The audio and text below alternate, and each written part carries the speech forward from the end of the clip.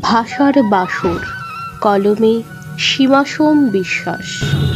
বাসর প্রদীপের কমলা আলোয় তোমার চোখে যে ফাগুন জেগেছিল, তা ছিল না রেশমি প্রাসাদের, ছিল মাটির উঠোনে ধূপছায়া গন্ধ মাখা।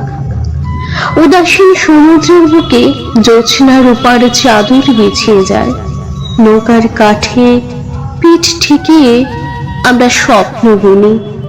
সোনার মুদ্রাহীন পকেট আছে কেবল পরস্পরের শ্বাসের উষ্ণতা। সন্ধ্যাবেলায় আলোর মেলা জ্বলে উঠলে সাগর যেন শহরের মতো দীপ্ত।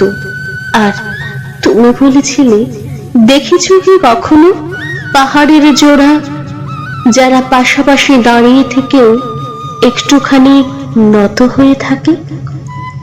আমি তখন দূরের কাঞ্চনজঙ্ঘার দিকে চেয়ে ভাবছিলাম, আমাদের প্রেমও তেমন উচ্চতায় নয়, স্থিতিতে মহৎ। আমরা গরিব, আমাদের বাসরে সিল্কের পর্দা ছিল না, ছিল জ্যোৎস্নার বিনামূল্যে অবতরণ। আমাদের আঙুলে হীরের আংটি ছিল না, ছিল প্রতিশ্রুতির নিরাভরণ দীপ্তি।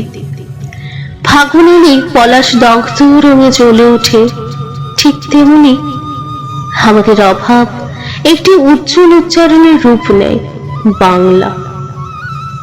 এই ভাষাতেই আমরা বলেছি প্রথম ভালোবাসি, এই ভাষাতেই শপথ নিয়েছি অভাবের ভাঁজে ভাঁজে সম্মান রাখব।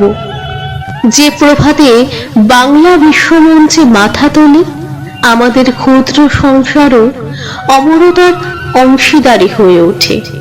আমাদের সেই প্রেম মুদ্রাহীন অথচ ভাষা সম্পদে ঐশ্বর্যবান। বাসর প্রদীপের সেই নিবিড় আলো আজ ভাষার দীপাবলিতে মিলেছে।